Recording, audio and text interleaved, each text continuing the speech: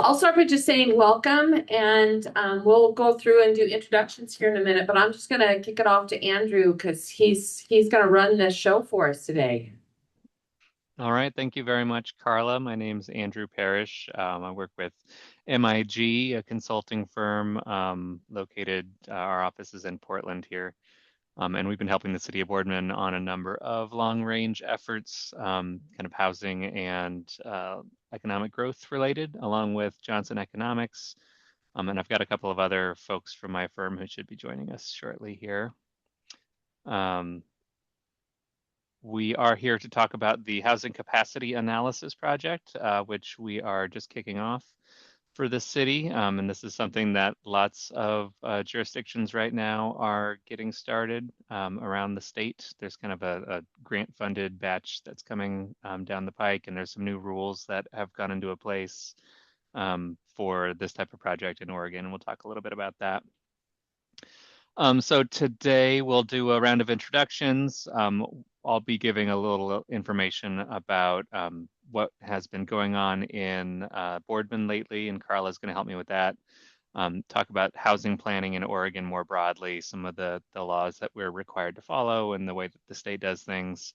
And then we have a couple of draft reports to talk through related to the city of Boardman itself, a buildable lands inventory, and a allocation of housing needs. But I'm going to stop sharing the screen here for now, and I'm going to hand it off to Carla to do a round of introductions here. Let's see if I pause. Does that stop the sharing? Or are you still seeing the screen? Still seeing. All right, I'll just stop. There we go. There we go. Cool. Well, we don't have a lot of people in the room, so I'll just start. We'll be here in the room. Carla McLean, I am the city's planning official. Stephanie Case, Principal Planner, City of Boardman. So let's start with Travis. I'm Travis Hyder. I'm the plant manager for Lamb Weston here in town.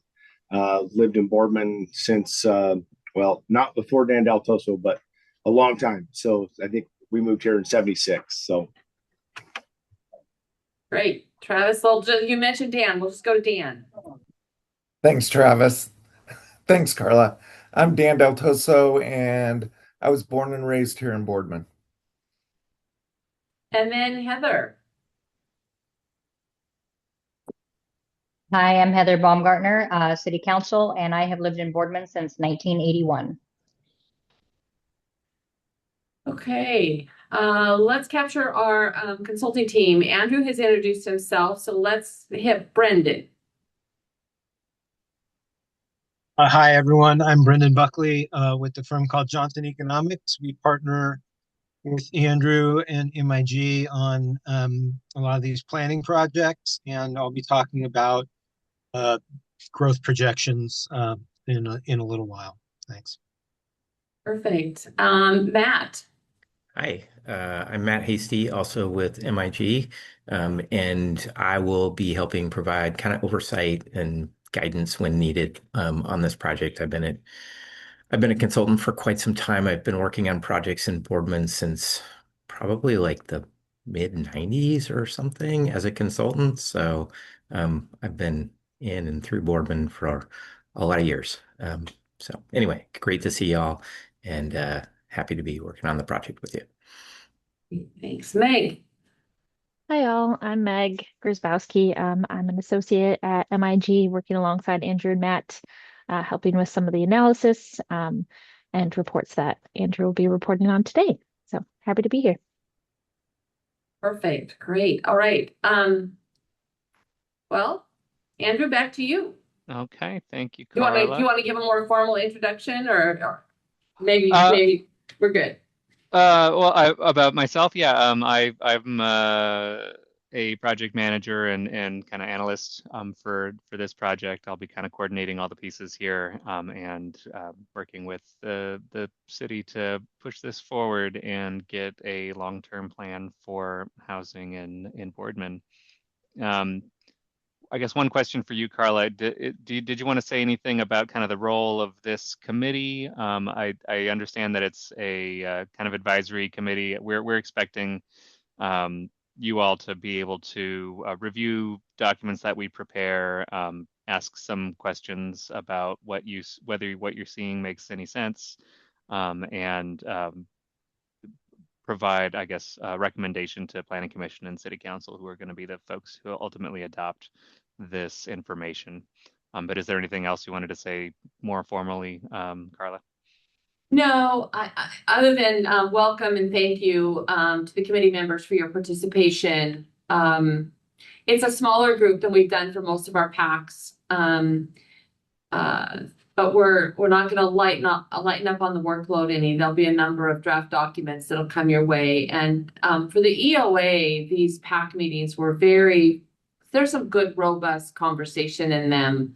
Lots of good questions went Brendan's way on the economic side. And I'm hoping that this time the same kind of stuff happens. I'm looking forward to both the buildable lands and the housing needs allocation discussions today. I read through the 2 documents over the weekend again, and I know I had a lot of questions about, why the state requires us to do it certain ways, as well as what the numbers are that Brendan has pulled together and thrown at us with the housing needs allocation, but also some questions and clarity on the buildable lands inventory. So I appreciate the PAC members, and I'm looking forward to some robust conversation. So back at you, Andrew. All right, thank you. I'll wind up tossing it back over to you here shortly, though. As you are all well aware, Boardman has been undergoing a lot of planning for growth lately, and here are some examples of that. That we're aware of. There's a strategic planning effort underway. We just completed an economic opportunities analysis. The Parks Master Plan was adopted.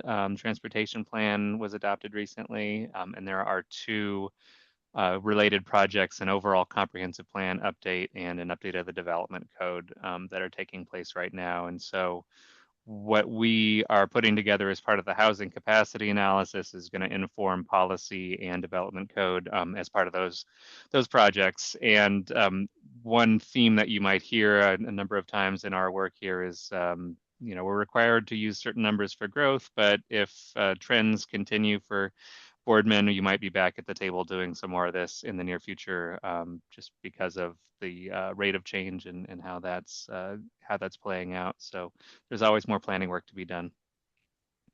Anything you'd like to add here, Carla? No, I would say the economic opportunities analysis is now adopted. It doesn't reflect that on this slide, but that's okay. The other, and of course, this should be on there. This is a project in the strategic planning. So this project is on there, is ongoing. And then we are looking, an outcome of the transportation system plan is a refinement to our Main Street interchange area management plan. And we are in the selection process for a consultant lead on that one. So hopefully that'll be going by April.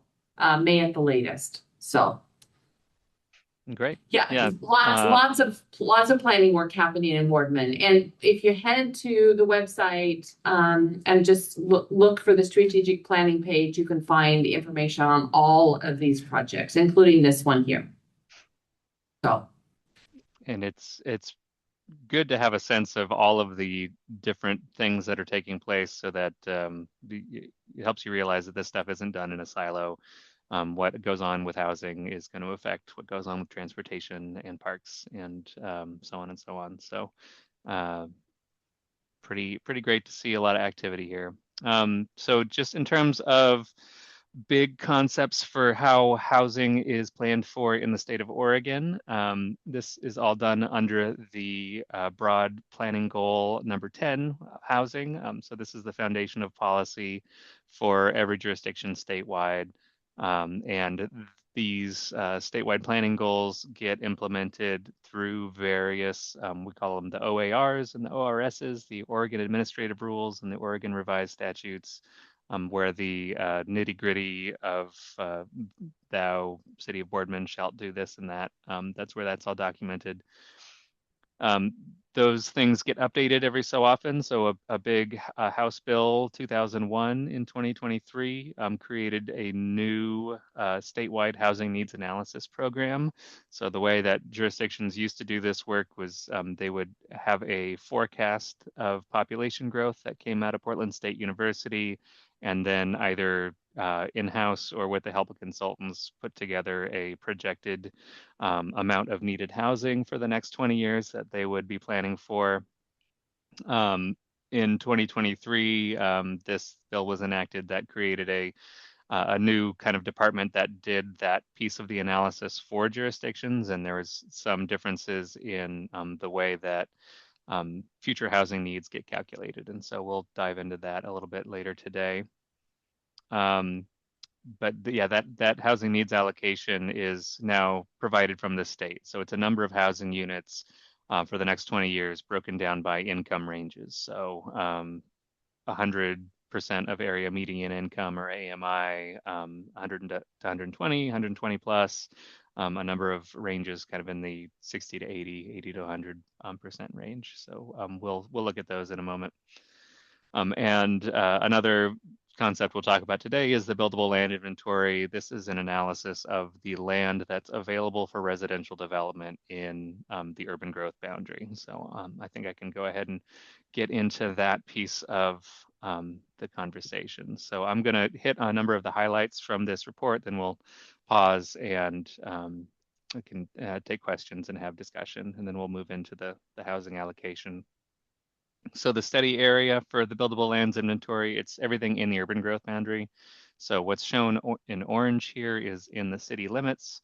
And then the kind of red dashed lines, those are within the urban growth boundary of the city of Boardman. So not annexed into the city, but still part of the city's planning area that it is looking at for this long-term growth.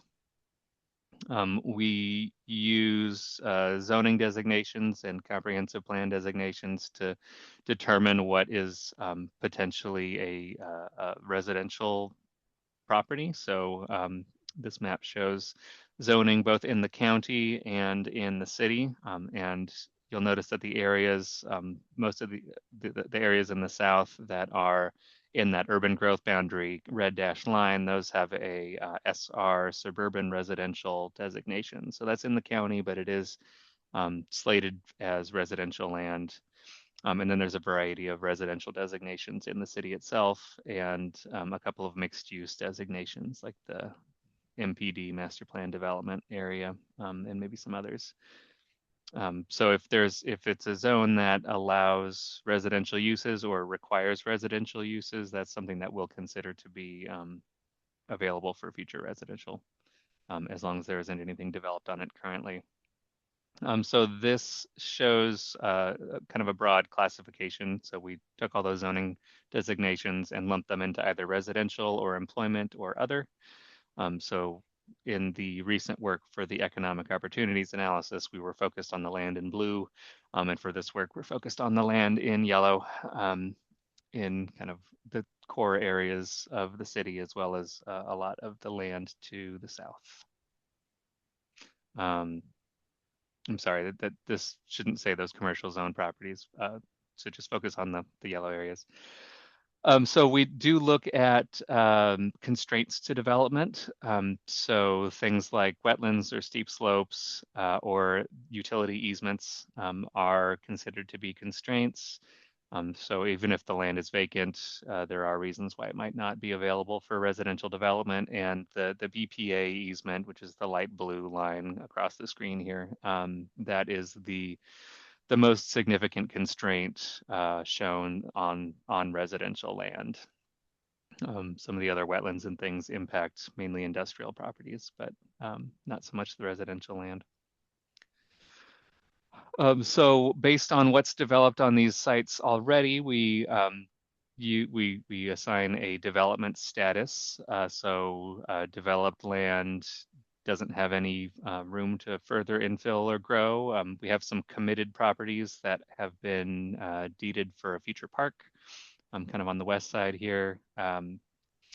Vacant land is in the green here, so that's land with no or very low value structures on it currently. And then partially vacant is kind of an interesting in-between category. A lot of these have a home on them, but they're larger than half an acre in size. And so the state says you need to assume that there's room for some future development. And it's usually you leave a quarter acre for the current house, and then the remainder is what you would consider to be developable. And there are also a number of lots as of the date of this inventory that were we call them vacant platted. So they're pretty clearly just individual lots, but they're vacant currently. But so we would assume one home per lot typically occurring on those sites. So if we look at how this comes out in terms of acres, we do a couple of other take a couple of other steps. So we take our gross area of the parcel, we remove any constraints. So if it's got the BPA easement on it, we remove that land there. For partially vacant parcels, we take a quarter acre off of that remaining acreage to account for any existing homes or structures there. There is a new market factor that jurisdictions can use, basically to say infill is a little bit harder, so maybe we'll assume that only 90% of that land is actually available. 10%, they call it a market factor, is not going to develop in this time frame. And then for these vacant properties, we say you're going to need new roads, you're going to need new stormwater treatments, other infrastructure. So we take kind of a 25% off of that, and we're left with net acres in various zoning designations, either in the city or in the county. So you'll see that there's about 500 acres, 520 acres of vacant residential land in the study area, about 180 acres of partially vacant land. Most of that is in that suburban residential category. And we counted 248 parcels that have a vacant platted designation. So a number of, so I add one per lot, that would come out to 248 units. So yes, so that's kind of the takeaways here. There are, several hundred acres in this study area that have residential designations and are available for future residential uses in theory. If we do a little bit of math to assign some density assumptions to some of these, that comes out to something like 5,000 new units, mostly in the zones here. So there's a residential future urban zone, residential multifamily, and then that suburban residential county designation, and generally occurring in the green and yellow areas you see on the map here. So that's our initial findings of the residential buildable lands inventory, and I'll just leave this map up here for now, and I'd like to hear from the group how that strikes you, and does that kind of meet your understanding of what's on the ground today, or what's available on the ground today? So Andrew, I've got one I'm going to throw at you. The blue on the map.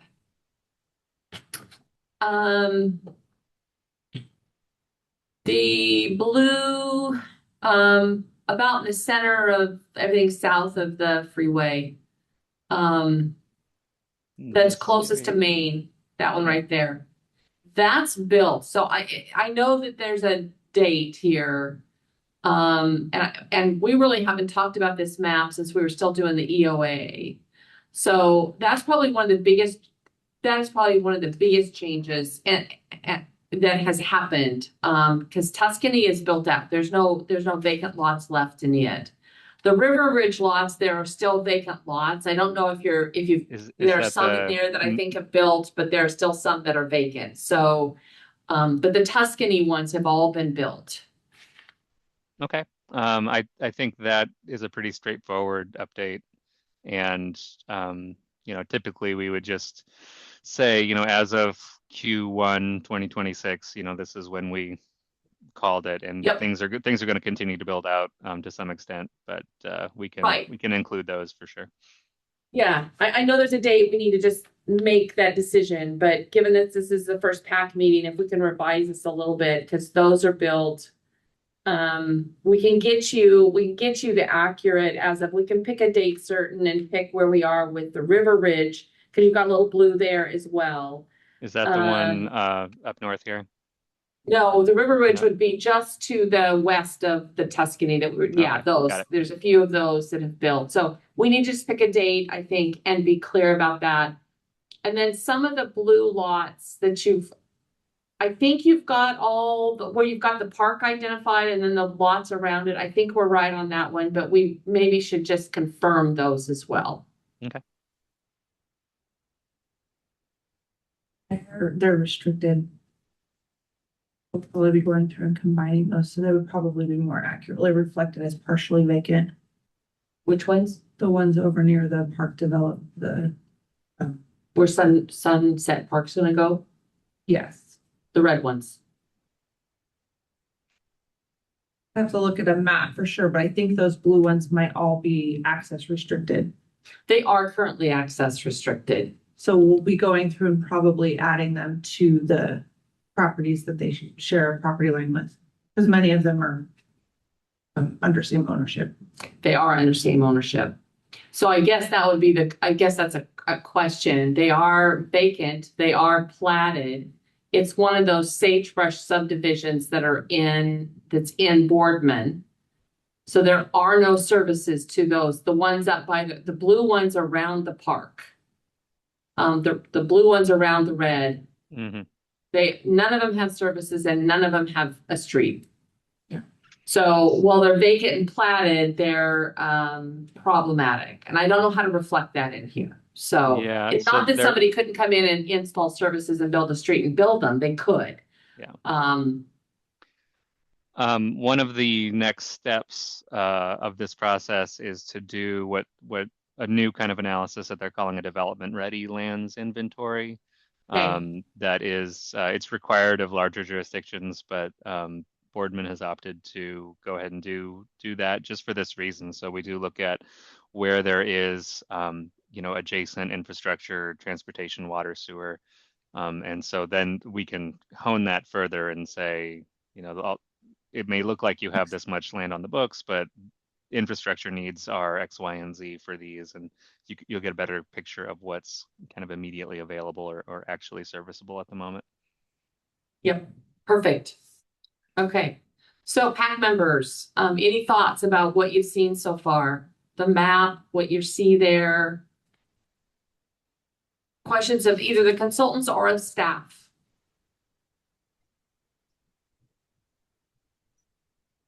I don't have anything specific, but I guess I do. When we're thinking about this, obviously there's some strategy that goes into it. Are we looking at how many units a year? What's the growth pattern? Is that, I looked at the other document. It looked like, 728 units or 6,837 units, I guess, by 2050. Is that what exactly are we looking for as far as that growth pattern and strategic? Yeah, the 700 units, which I'll be talking about in a minute, but the 728 is the number of housing units, and then the 6,000 number is the population. Okay. Just to clarify that, but I'll be going over all that in just a second. Yeah, and broadly speaking, the goal or what the state wants out of this is that jurisdictions take a long range look at the number of housing units expected to arrive in 20 years, and then the land that's available, and look for basically the mismatches. So in some cases, it'll be that you have a large anticipated amount of growth and not enough land to do it. So you have to look at, maybe we rezone some properties that are close in, or maybe we go for an expansion of the urban growth boundary in one area or another. Given what we're seeing here, it does seem like there is space within the urban growth boundary as it is for the expected number of units. And so the question might be where is it most appropriate, and maybe you can get landowners to weigh in on the development readiness of their property, or yeah, I guess if you have an abundance of land to choose from, maybe that development ready land inventory comes into play at the next step, where you can say it's likely going to go here because here's where the services are, and plan accordingly. Okay, thank you.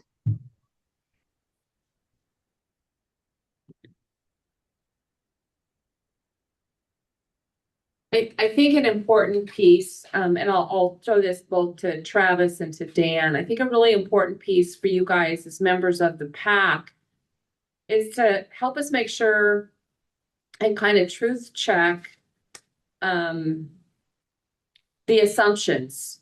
Because you guys know what's happening out there with people moving to town, with employment. You guys have some insight into what your companies or what you think your neighbors out there on the employment lands are doing, and so your ability to kind of inform the conversation relative to, well, we know that we're going to see this expansion potentially. I mean, we try to capture that in the EOA, and we know that when we completed the EOA, that we're constrained by the way Oregon currently does population, both estimates and forecasts. And so I think Andrew indicated that as we get more answers, we may be right back doing more of this planning again in the not too distant future, particularly if we see this unprecedented growth continue. So Travis, Dan, Heather, you guys, you're out there, you're about the community, you know what's happening. Your input on these factors is really important. Yeah, no, that's very fair. I can give you a good example of that. At Lamb West in our Boardman West plant, we're doing an expansion there, right? I think there's another between 85 and 100 people we're going to bring on board here in the next near future, actually, to run that line. So yeah, there definitely will be some opportunity, for more people coming into town. And obviously, I think the more we can get into the housing piece, rather than, not that Tidewater and those companies aren't good in doing it. They're what we kind of scoped them to do, but I think those are kind of a short term comparatively to people throwing money away. $1,700 a month is not cheap for a 1-bedroom studio, right? This is not quite Seattle yet. So yeah, but they're for sure. I mean, obviously we hear from our partners out there, there's going to be more Amazon Web Services, right? That's going to be coming in the next 3 to 5 years, pretty consistent. So definitely have, I think part of the challenge there is Boardman doesn't have a lot other to offer, right? I mean, we have one small grocery store. There's no clothing stores to speak of, some of those other things. So people, I think, generally are driving from, Tri-Cities or Hermiston and, other communities to come to Boardman to work. So that is the cart and horse conversation that I've had for a long time. And I've been a part of that. I started working for Boardman. Yes. Yeah, Yes. I've been a part of that same conversation for a lot of years, and it's a tough one. It absolutely is. Okay. Carla, Yeah. I just want to toss in, Travis mentioned Tidewater and those places. I would also say affordable housing, real affordable housing for families, low income housing. And when I talk about real, we know there's some areas where folks are living that, aren't the best areas. You just really wonder what it's like to live there. So really looking at low income housing, affordable housing for those people. That's because we still, even though a lot of people are living in the Tri-City, we still have a lot of people living here in Boardman. So Absolutely, Dan. I think that's a really important component of this too, is making sure that when we get to the end, we have the right mix of housing. Um, yeah, Travis, you mentioned the Tidewater development. You know, that's one end of where we need to be, but we need to make sure that and this gets into, I think, what Brendan is going to talk about here shortly, related to um the more the economic side of this, and having an understanding of where people are in those income brackets. And I thought the spread on those income brackets was really interesting. And then how we walk that over to making sure we have the right housing for those folks to be able to access. So it's critical. It's absolutely critical. And I know a lot of people always say we have enough of that, and yet I look around and I know we don't. So we got to find that balance.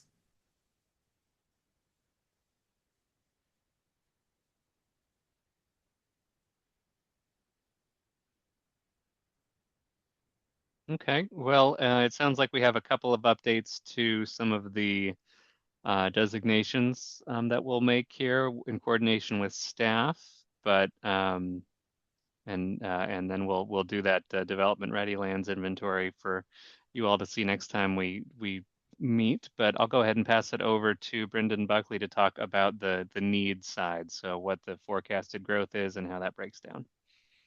Thank you. So, yeah, we'll start to get into some of the issues you've already brought up about the housing needs side. As Andrew has mentioned, the state basically right now is launching these new rules that they've been working on for a while about how these are supposed to be done.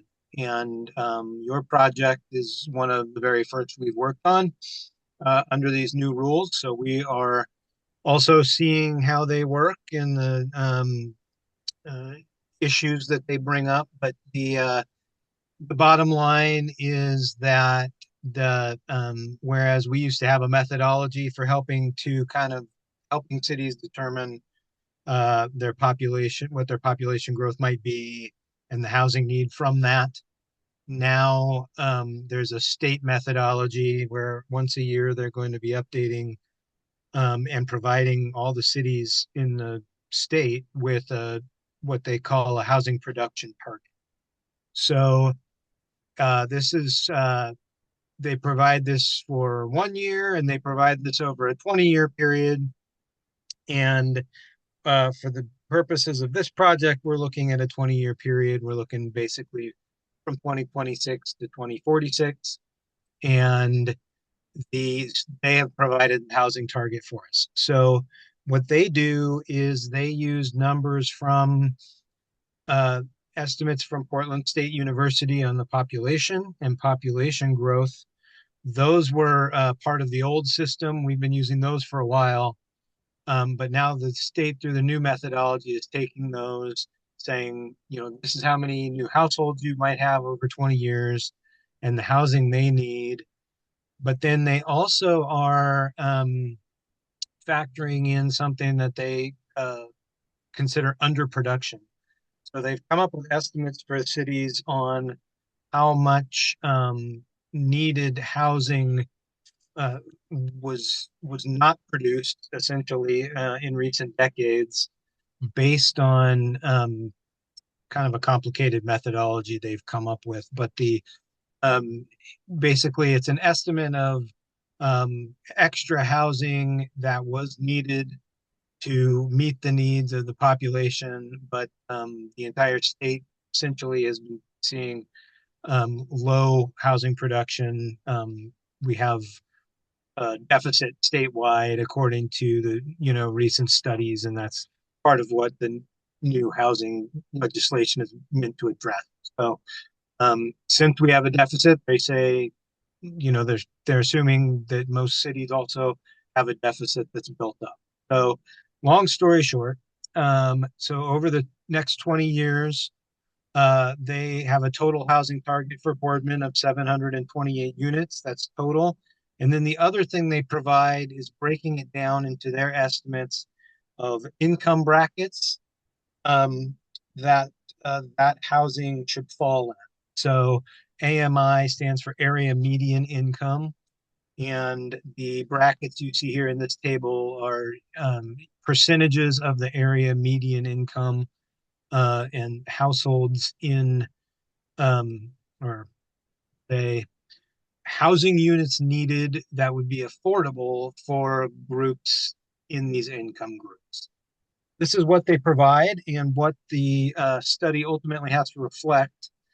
Then we have a lot more nuance to add to that. And that's kind of what the analysis we've been doing so far and what's reflected in the preliminary draft that you guys have today. So an overview of the takeaway findings. So this is a breakdown of what we've found for estimates of your current population, your number of households and number of housing units, and then the forecast of what that's going to look like in 20 years. The population for the purposes of this study, we're looking at all the land and population within the urban growth boundary, not just the city's city boundary.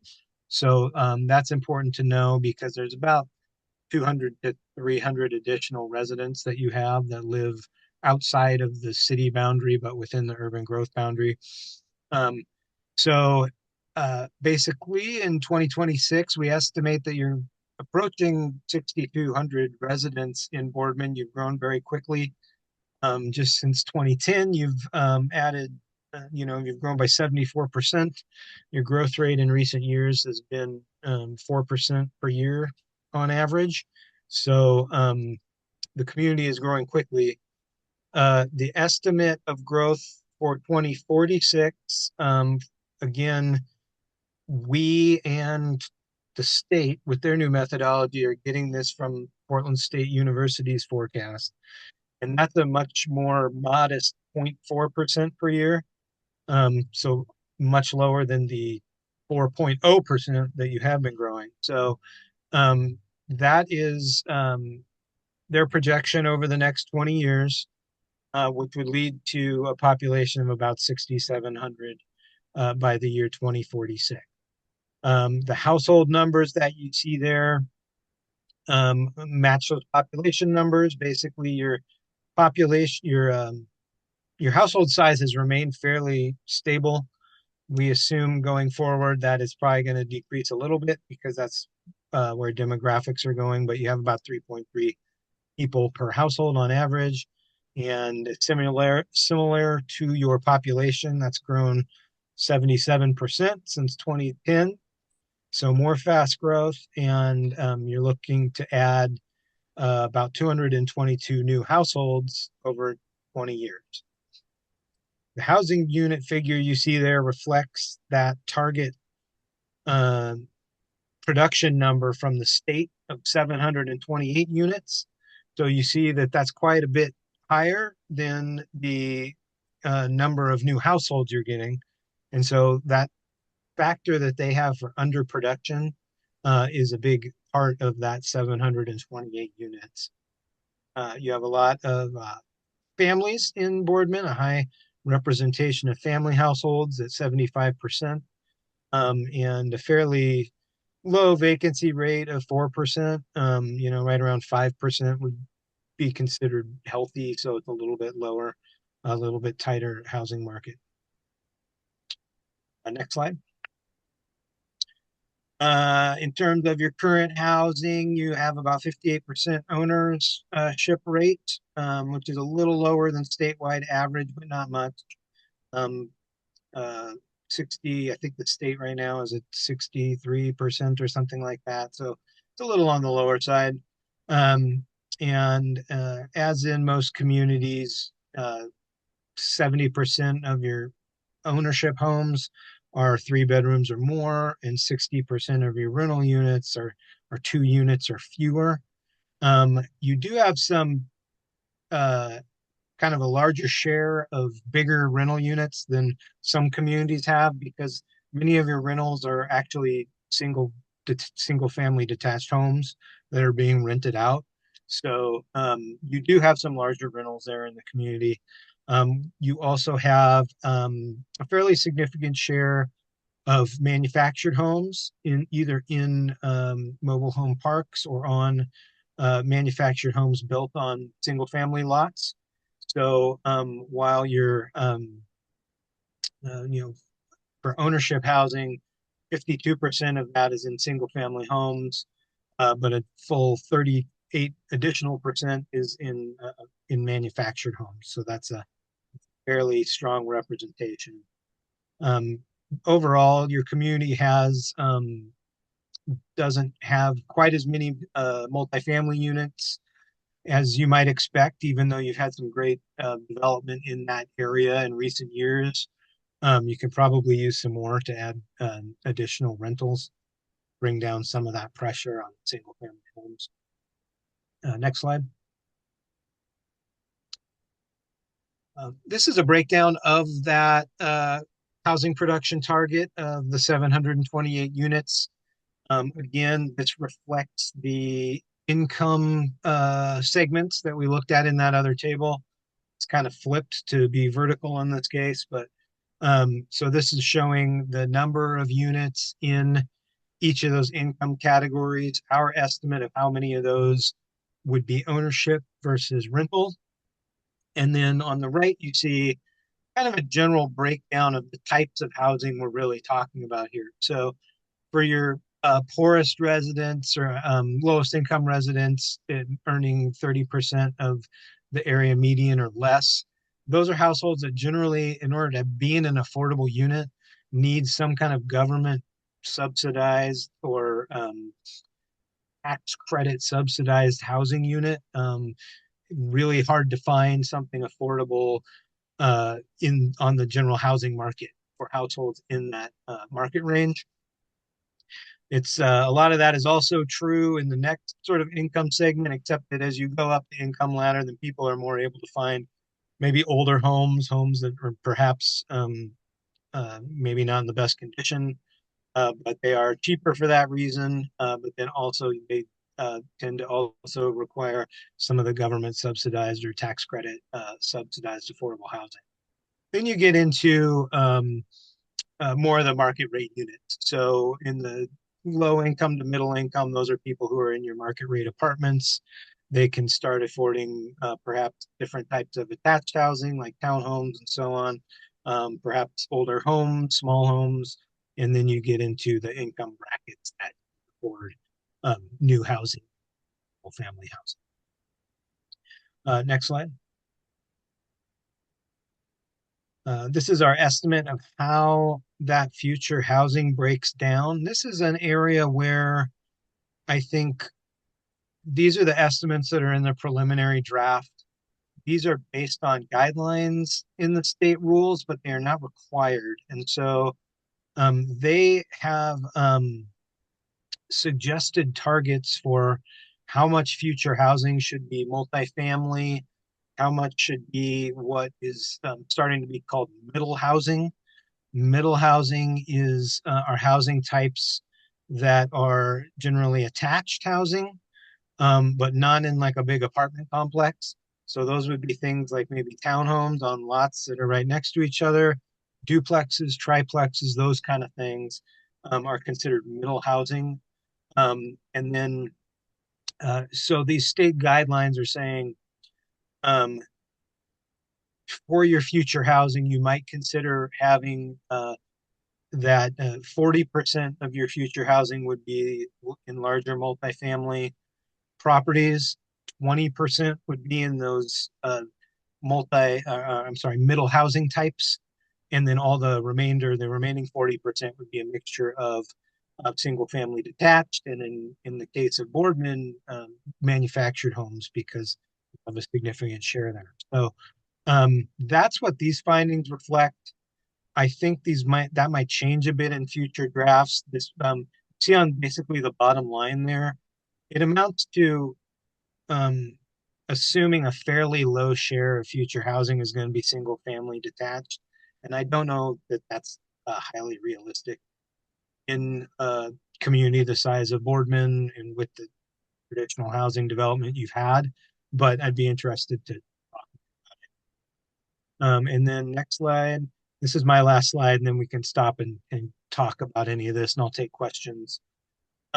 So the other thing in the new system, new rules we have is that there is a definition of other subcategories of needed housing types, and cities need to come up with an estimate of how much of that future need, that 728, is within or might be within these different subcategories. So that's what you see here. Besides just the breakdown of detached middle housing and multifamily that I just discussed, that's under category A here. The other categories are, government assisted housing, mobile home parks or manufactured homes on their own lots, agricultural worker housing, accessible housing for people with mobility challenged disabilities, adaptable housing for older folks. College and university housing is something that doesn't apply in Boardman. Single room occupancy, those are units that are often found in more urban environments, but what that means is an environment where people have their own unit, often with their own small bathroom, maybe a hot plate or something like that, but then some kind of shared, usually kitchen or group facilities that residents all share among each other. And then finally, large housing units. That methodology there is based on the number of family housing households that you have in the community, which I mentioned is fairly high for Boardman. So that comes out to be a fairly high estimate of the number of larger housing units you would need. So anyway, these are all estimates. Mostly they're based on the amount that is currently found in Boardman and just saying, okay, you have this much agricultural worker housing right now, and just extrapolating that forward and saying this is what you would need to have the same share in the future. That's most of these assumptions are based on. Okay, so I will pause there. It's a lot of information. It is all in that report, but I'm happy to talk more about the methodology we use and what these findings are pointing towards, or any questions that you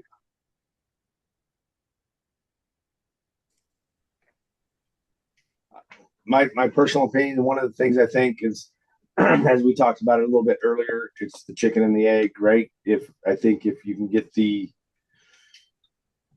chickens to come into town, I think this number probably grows. If there's more amenities in town, then it's a more attractive place to be. And 100%. Yeah, for sure. So Brendan, Andrew, I think you're the one driving the slides. If you could go back like 3 or 4 slides, then, no, go forward 2. This Income one. ranges. Okay. I think it's this one. So Brendan, from your work, as you've looked at this historically, and I know we now have this new way we're supposed to look at things, but I often think things should be a bell curve, and this is like the opposite of a bell curve. Does this seem awkward to you? Does this seem out of sync with what it should be, or is this normal?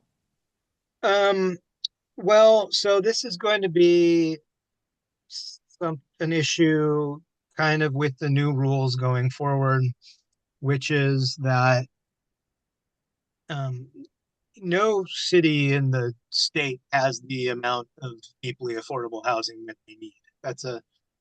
There's a shortage everywhere, and it's endemic. So I think that that's what's reflected here, is that their methodology is looking at the needs of the current population, their estimates of what has been underproduced, and it is going to find a heavy need, I think, at the lower end of the income ladder. And again, I think it's going to find that everywhere. And one interesting thing that we're all finding out in kind of as we go in real time is what is it going to really mean to tell cities that they need this housing? There's going to be some suggested measures that cities can take, some leverage you can pull, maybe with zoning and stuff. And this is all, we're going to talk about all this. This is coming down the pipe. Yeah. An interesting part about this whole new system is there's this is how much of this is informational, saying to cities, look, you have these needs, these deep needs from lower income households versus actually knowing quite what we can do about it. That's something we're all going to be thinking about together. Yeah, and I'll just note that in my experience, new construction, single detached homes, most new construction generally is going to be hitting that upper income category. If you're the type of person who's going to be able to afford a new home, that's who they're building for, and that's kind of where the market takes care of things. On the other end, the very low income housing, that's a kind of a known quantity of government subsidized affordable housing. There aren't real market ways to get that to occur, but maybe there's an opportunity for some of these more middle products that seeing recent examples in my town, they still come in at a pretty high price tag, but some of these middle housing products are at minimum the state wants jurisdictions to make those allowed, make those possible to build, but they might be looking for something along the lines of incentives or other things for some jurisdictions. But I do kind of agree the how this breakdown turns into what your land use map looks like and what the city actually has control over is part of the question.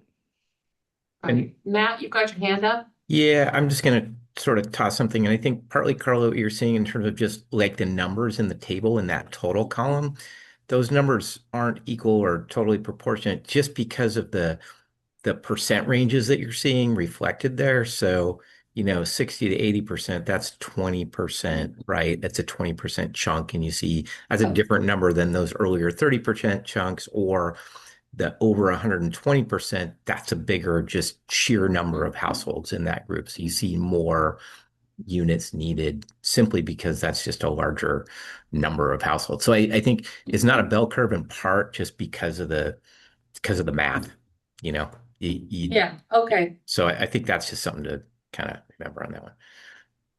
Okay. Perfect.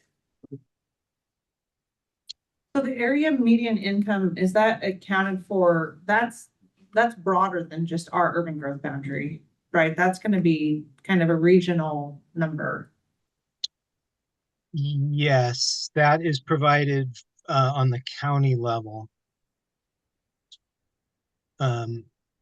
by the state updates that annually, specifically for housing programs that use these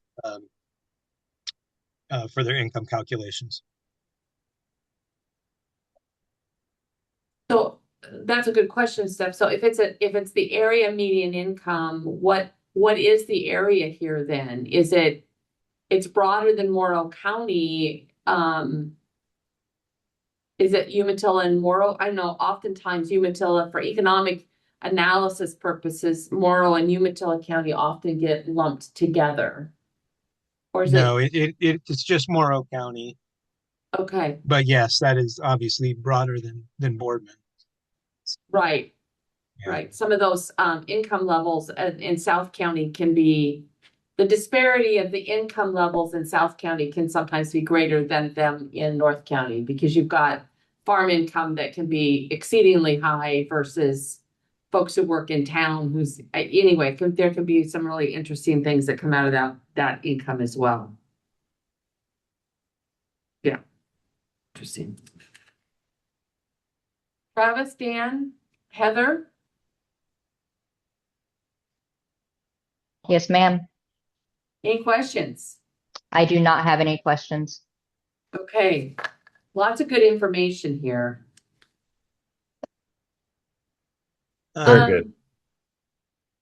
What about, something that came to mind a little bit ago, and I don't remember which slide it was, but what about group housing? Is there any sort of accounting for any of that, or is that kind of excluded from this? Group housing, you say? Yeah, I know we pick up like college or university housing, but because I know here in Boardman we have, we have a couple now. One of them isn't utilized yet, but the other one would be the mental health facility. Is that sort of accounted into any sort of housing needs or? Well- No, it's not. Generally, the group housing population is removed from the calculation. Um, it's I'm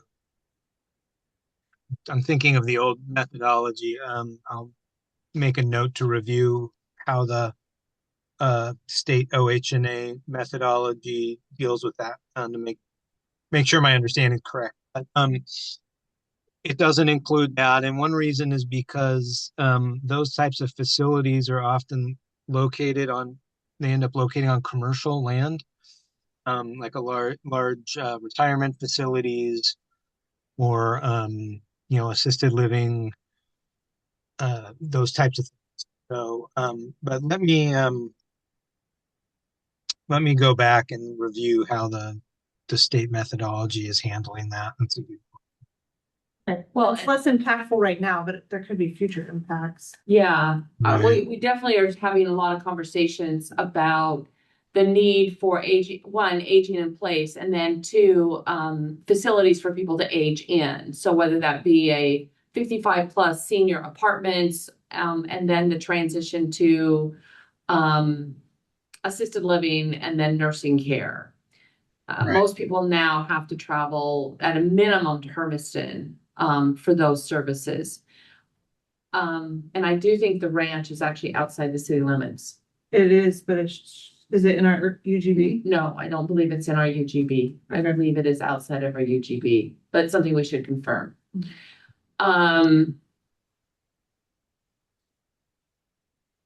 We don't currently have, so on here, on this slide, I wanted to come back to this slide too, because I want to throw two housing types that we're hearing a lot of conversation about here at City Hall that we need to allow and add to our inventory of options are cottage clusters and ADUs.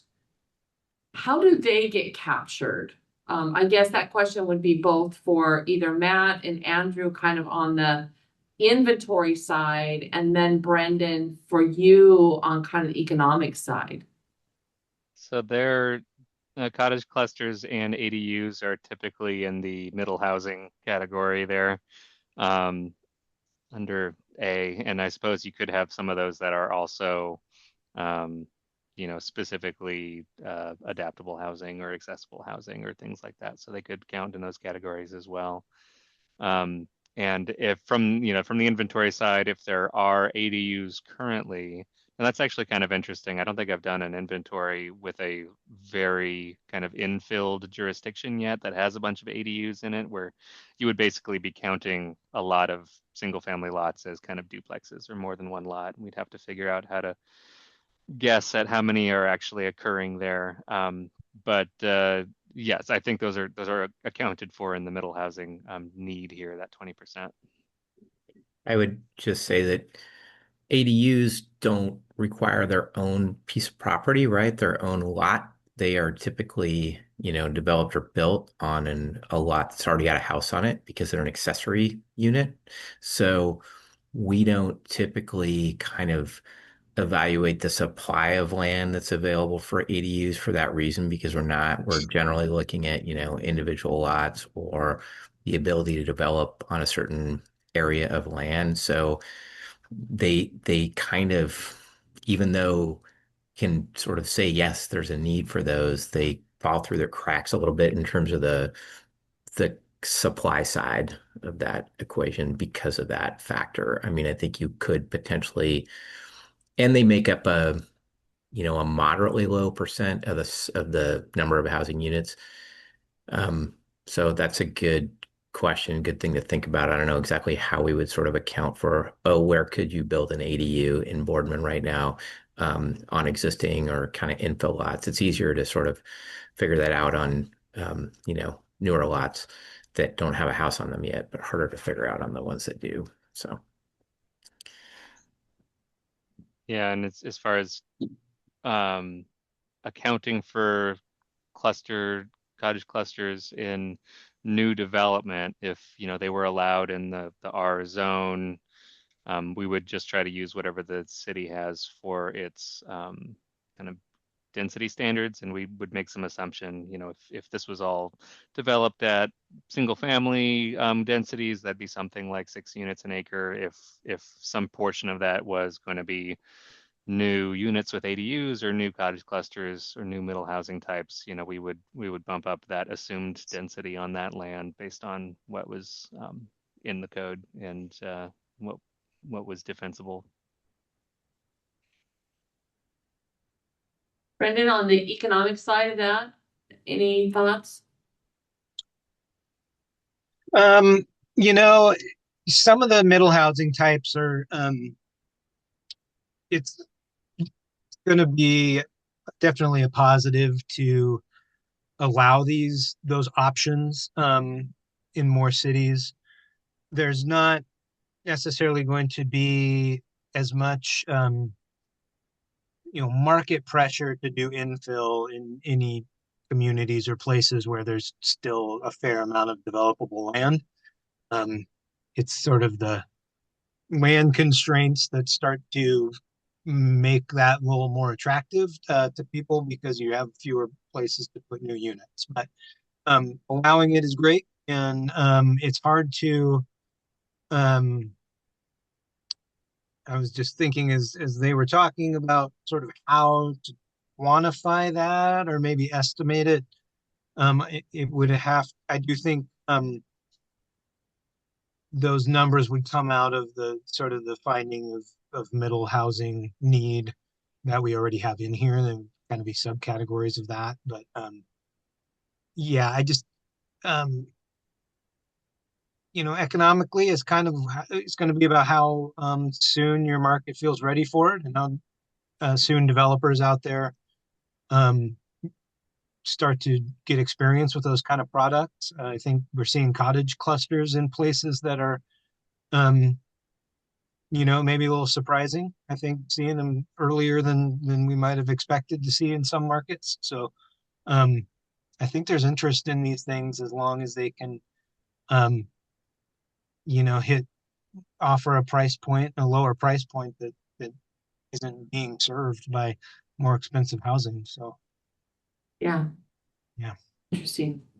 And as Okay. we get to later steps here, if looking at development codes for ADUs and cottage clusters and things like that is one of the strategies the city wants to look at, then we have experience working with lots of jurisdictions of various sizes of figuring out what those ought to look like, and it has a lot to do with kind of parking, where the parking goes and how much parking you need, and a lot of those types of things make the project pencil or not. But that can be something that if there's interest at the city, we take a closer look at.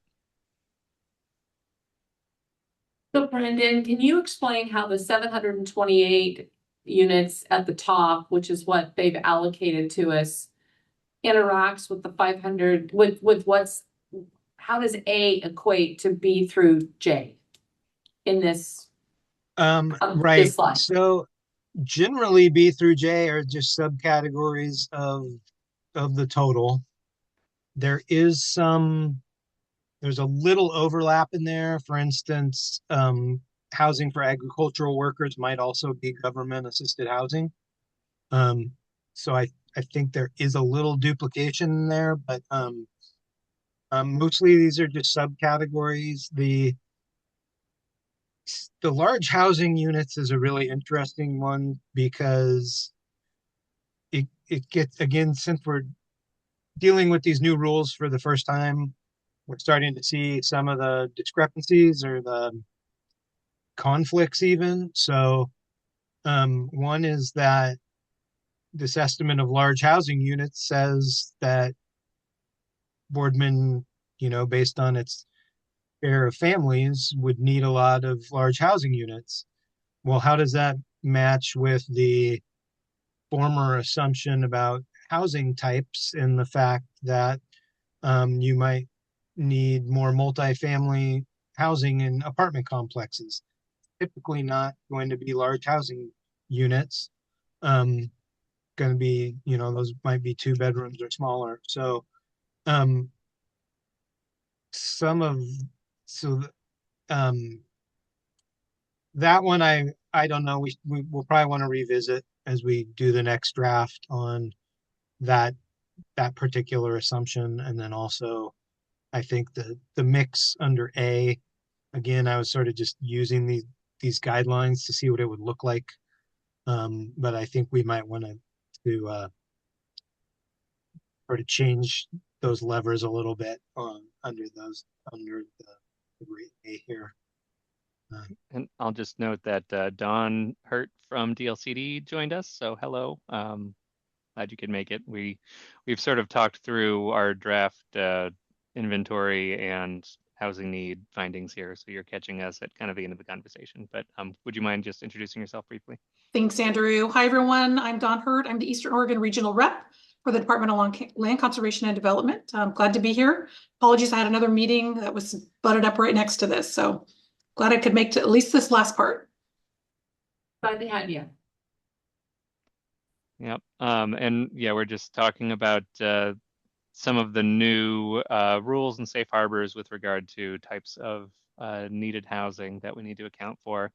And I do think it's going to be helpful, once we have taken this step with a few jurisdictions as part of this round to see which of these see if other jurisdictions are seeing some of the same types of things that we are. Yeah, the large housing units item in particular is what stood out to me on this table as well. A lot of these targets are based on safe harbors, and maybe there's there's a reason not to use the safe harbor, but some other way to justify what the need for the new housing units for the city might be. But we'll work on that with staff. Yeah. On those that earlier comment, Andrew, I think it was you or Matt mentioned code components to this, and definitely ADUs, definitely cottage clusters. I haven't heard back from this particular party, but there was conversation about doing a kind of that aging opportunity within a cottage cluster development. So different folks are thinking about different things, and I think we want to find ways to make as many opportunities as possible. So anyway.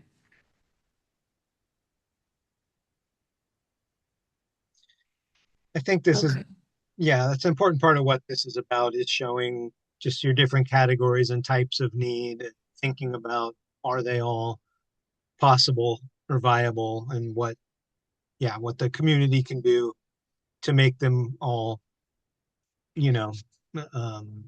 feasible or permissible, and just, see some of the market may provide some of these and maybe not others, but as long as they're allowed, then you're prepared if they come.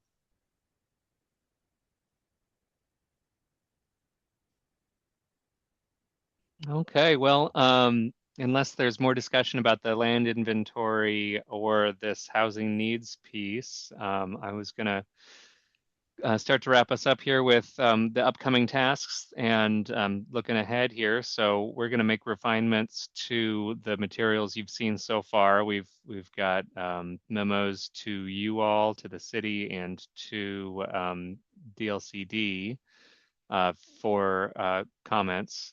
We can. I don't know, Don, if you want to route those around internally just yet, or wait until we have kind of our next more final set, just so that you're not too inundated with drafts from everybody, but we've got those underway. We're going to make some updates. We're going to conduct a development ready land inventory, like I mentioned. So Carla, I think at our meeting tomorrow, let's talk about data availability for some infrastructure stuff, which I think is going to be the main component of that. Just what land is actually serviceable or very readily serviceable by water, sewer, transportation infrastructure. And then we have work to do a comparison of need and supply. So we saw that there was a pretty hefty supply of land, and compare that to the need categories we've identified here, and then put that together in a memo called Measures to Accommodate Needed Housing. And you'll be with us every step of the way there, this group. And we're basically looking at working through 2026 on this through adoption. But I don't know if you wanted to add anything else, Carla, in terms of timing of next steps or new members, perhaps. No, there is clearly an intersection between this project and both our comprehensive plan and our development code update, which is another consulting team that's working on that. And so as tasks come to conclusion within this and we move towards adoption, the output of this work will be informing the comprehensive plan and the development code update, which will be really important. We want to wrap that work up as close to the end of the year, calendar year as possible as well. Although likely it will slip just a little bit into 27. And of course, the HCA, one of the things we haven't talked about is, I think on an early map with the BLI, it was like there's plenty of space for 5,000 units. And then we see that we need 728 according to DAS, the Department of Administrative Services.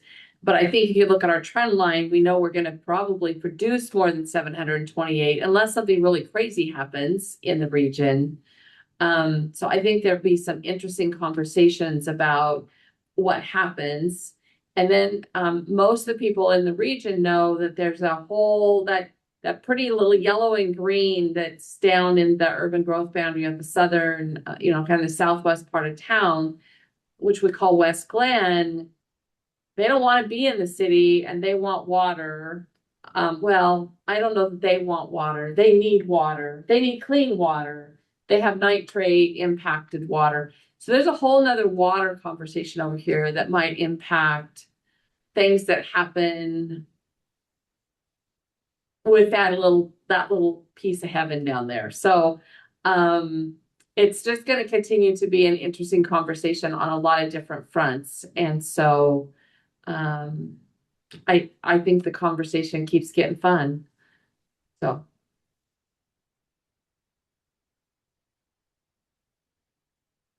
I don't know that I have anything else to add. So that's kind of the fun place we are, I guess. All right. Yeah. Well, Travis and Dan and Heather, thanks so much for your participation today. If you have any comments on the memos themselves, just get those to Carla and she'll get them to us.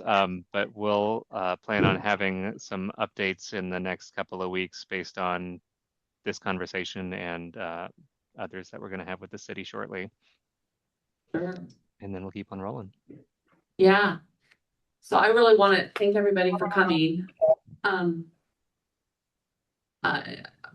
the agenda, I don't know what the last thing on the agenda was, next steps and close. I guess roundtable. I'd like to do just a really quick roundtable, particularly for our PAC members.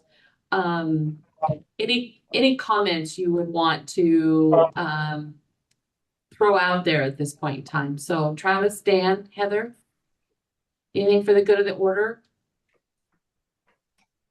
No, I mean, as I was sieving through the data, I didn't have a chance to go through this a lot this weekend. So I came up with the same thing you did, right? Looking at what our need was versus what was available. It kind of was skewed there. But to your point, it could be, it could be on a different trajectory. So we'll need to take that into account and just, overall look at what the availability is to that infrastructure piece. I mean, you got Dan McCarty's circle out there that sits there that, doesn't have any infrastructure, but obviously sits in a prime piece for the city of Boardman, right? I mean, it's just calling apple and apple. Yep. And then there's some circles out there, or, partial circles now behind the school and Tuscany out there too. So Those are Dan's as well. out Yeah. there. So Yeah. Oh, not this Dan, the other Dan. So Dan, any kind of for the good of the order comments? I don't have any. This was really good, and I appreciate everybody going through the statistics and walking us through there. It was very informative. Even for my job, it was nice to know. But I'll still go back to the working with low income families, low income, and Travis knows, because we kind of live in the same neighborhood, and we driving to work every day. You just see the amount of kids pouring out of the apartments and the trailer park over there on our side of town. And it's just, you just go, oh my gosh, there's, these people need some good, healthy housing. Because you just know, I've lived here my whole life, and I know what those are, and how they've been taken care of. And you just hope that, at some point we'll have housing that can really meet the needs of all our families here in Boardman. Absolutely. Agreed. Yeah. Heather, anything for the good of the order from you?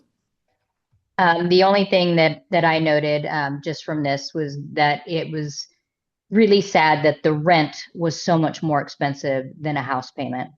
And, I bought my house almost 20 years ago, and a good starter home at that time was about 1,000 square feet, 3-bedroom, 1-bath, single car garage, and you get it for $35,000. I know you can't touch it for that today, but the houses that I'm seeing built are way more elaborate and way more expensive than what we really, really need in order to meet that middle housing quota. We just Yep. need to simplify it. Agreed. All right. Consult team, anything final item of the order? If not, I'm going to ask the consultant team hang out for just a minute after we end the meeting. Since we've got a few extra minutes. Dawn, you're welcome to hang out with us too. All right, that sounds good, Carla. All right. Thank you, Carla. Yep, I'm gonna hit the stop recording button. Thanks, Thank you, guys. everyone. Bye. Good afternoon.